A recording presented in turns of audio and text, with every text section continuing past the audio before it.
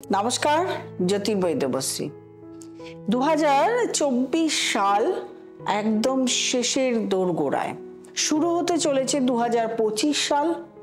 2025 সাল নিয়ে প্রত্যেকেই চিন্তিত, কারণ 2024 সাল অনেকের ক্ষেত্রেই খুব খারাপ গেছে, অনেকের মিডিয়াম বা অনেকের মোটামুটি ভালো গেছে, কিন্তু খারাপের দিকটাই বেশি এবং বিভিন্ন বিচ্ছিন্ন ঘটনার দ্বারা সবাই একটু দুঃখিত, জর্জরিত।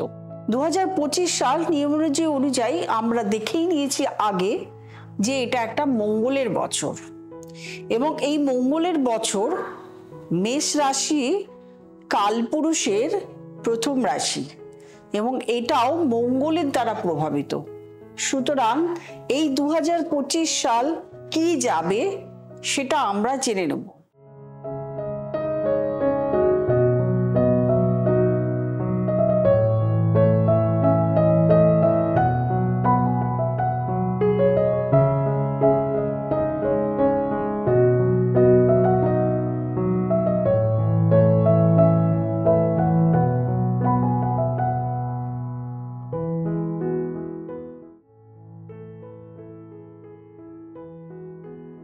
দু 2025 সালে গ্রহরা কোন কোন গ্রহ ট্রানজিট করছে, কোথায় যাচ্ছে, কি পরিস্থিতিতে থাকছে, কতদিন থাকছে।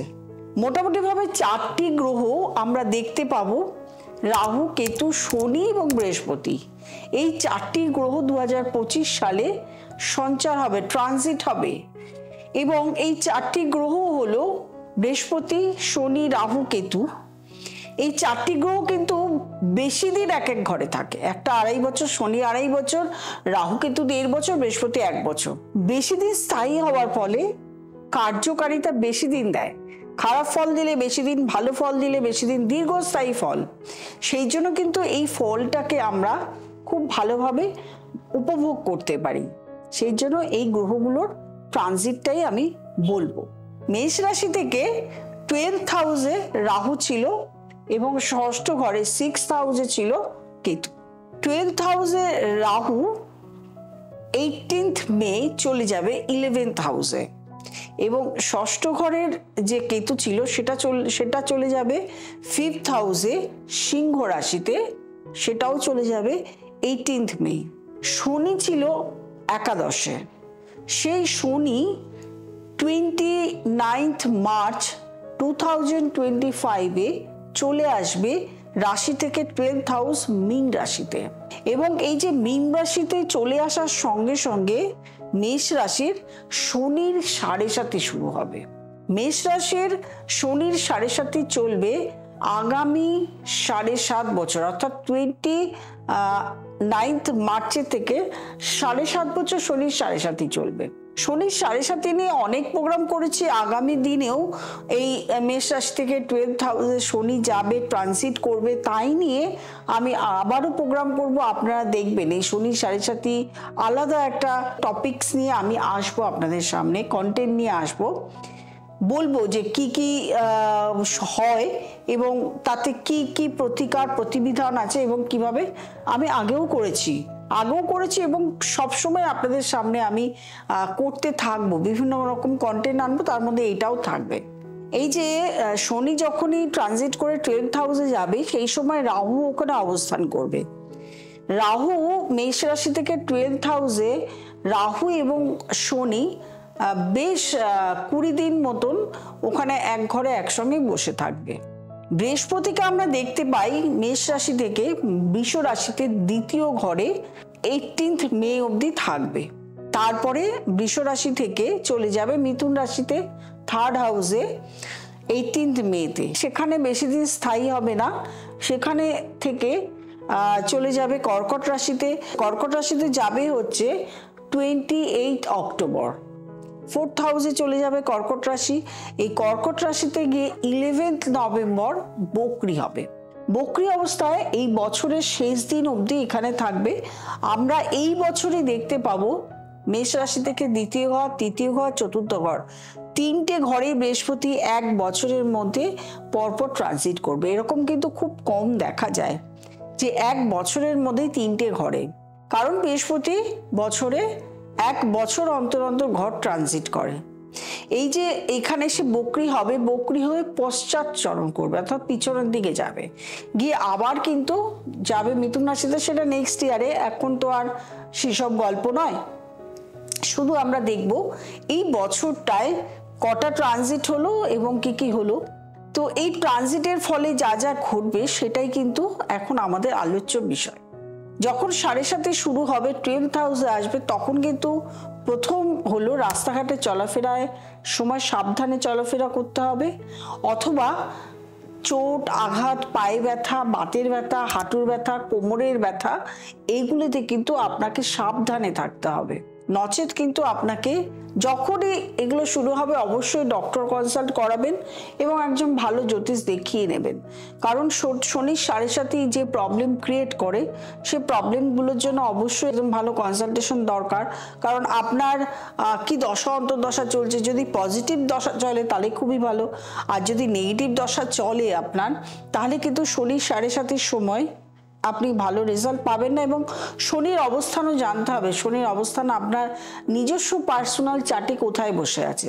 শনির অবস্থান যদি নিজস্ব পার্সোনাল চার্টে খুব ভালো থাকে এবং আপনার কর্মফল যদি ভালো থাকে, তাহলে শনির 7.5 নিয়ে ভয় পাওয়ার মতন কিছু নেই। আসবো দ্বিতীয় আলোচনায়, যেটা হলো বৃহস্পতি আপনার দ্বিতীয়, তৃতীয়, চতুর্থ ঘরে রয়েছে। অর্থনৈতিক দিক থেকে কিন্তু এই বছর আপনার সমৃদ্ধির সময়। অর্থনৈতিক দিক পরিকল্পিতভাবে যদি আপনি এগোন, যদি পরিকল্পনা করেন কোনো ব্যবসা নিয়ে, নতুন পরিকল্পনা, মঙ্গলের বছর বারবার করে বলছি, পরিকল্পনা আপনি করতে পারেন, নতুন সৃষ্টি করতে পারেন। পরিকল্পনা করে যদি আপনি ব্যবসা করেন তাহলে খুব ভালো। যদি আপনি ভালো পড়াশোনা করেছেন বা ভালো পড়াশোনা করছেন, তাহলে আপনি চাকরিরও কিন্তু ইন্টারভিউ বা চাকরি পাওয়ারও কিন্তু সময় আছে আপনার, মানে এই সময়টা আপনি পেতে পারেন। যারা চাকরি করছেন তাদেরও কিন্তু ইমপ্রুভমেন্ট রয়েছে। অর্থনৈতিক দিকে আপনি প্রচুর রোজগার করবেন, কারণ এখানে লগ্ন থেকে একাদশে রাহু, আপনার রোজগার প্রচুর পরিমাণে হবে এবং আপনি এখান থেকে সঞ্চয়ও করতে পারবেন, প্রচুর পরিমাণে অর্থ আপনার সঞ্চয়ও হবে। তবে রোগ ভোগে তো কিছুটা যাবেই।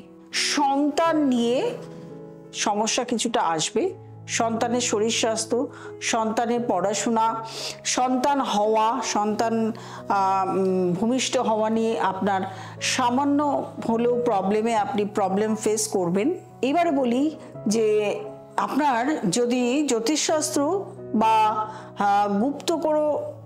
গুপ্ত রহস্য, মানে যেমন তন্ত্র, গুপ্তবিদ্যা, এরকম জায়গায় যদি আপনার ইন্টারেস্ট থাকে, আপনার কিন্তু এইটা নিয়েও আপনি পড়াশোনা করতে পারেন, এটা নিয়ে আপনি এগোতে পারেন।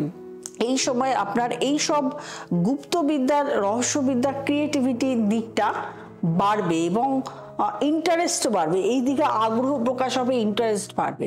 আপনার এই সময় যদি আপনি ইউটিউব, ফেসবুক, ইনস্টাগ্রাম বা বিভিন্ন কন্টেন্ট তৈরি করা, মানে মিডিয়া জগতে যারা রয়েছেন, অভিনয় জগতে যারা রয়েছেন, তাদেরও কিন্তু এই সময় ভালো ইমপ্রুভমেন্ট রয়েছে। প্রত্যেকটা জায়গাতেই ইমপ্রুভমেন্ট আছে, ইমপ্রুভমেন্টটাকে আপনাকে কাজে লাগাতে হবে। 2025 সাল মঙ্গলের বছর, প্রচুর পরিবর্তন। শুধু পরিবর্তন নয়, আপনি গ্রহর পরিবর্তনও এই সময় পাচ্ছেন। এতগুলো গ্রহের পরিবর্তন পাচ্ছেন মানেই আপনার জীবনে প্রচুর পরিমাণে পরিবর্তন নিয়ে আপনার আসছে। সুতরাং এই পরিবর্তনের জন্য যাতে আপনার সময়টা ভালো যায়, ভালো পরিবর্তন হয়, শুভ পরিবর্তন হয়, তার জন্য অবশ্যই প্রয়োজন একজন ভালো জ্যোতিষের সঙ্গে কনসালটেশন করা। যদি কনসালটেশন করতে চান অবশ্যই ফোন করবেন, নিচে আপনার বুকিং নাম্বার যাচ্ছে, সেই বুকিং নাম্বারে অবশ্যই কল করবেন। আপনি চেম্বারে আসতে পারেন, অনলাইন কনসালটেশন করতে পারেন, সমস্তটুকু আপনি করতে পারেন। এবারে বলবো যারা আমার নতুন প্রোগ্রাম দেখছেন তারা অবশ্যই সাবস্ক্রাইব করবেন, লাইক করবেন, কমেন্ট করবেন, শেয়ার করবেন এবং নোটিফিকেশন অল বেলটি প্রেস করতে ভুলবেন না। 2025 সাল নতুন বছর, মঙ্গলের বছর। প্রত্যেকের মঙ্গল হোক, প্রত্যেকের ভালো যাক, প্রত্যেকের শুভ হোক, প্রত্যেকের শরীর স্বাস্থ্য ভালো থাকুক এবং প্রত্যেকের আয় উন্নতি বাড়ুক, প্রত্যেকে আনন্দে থাকুন। নমস্কার।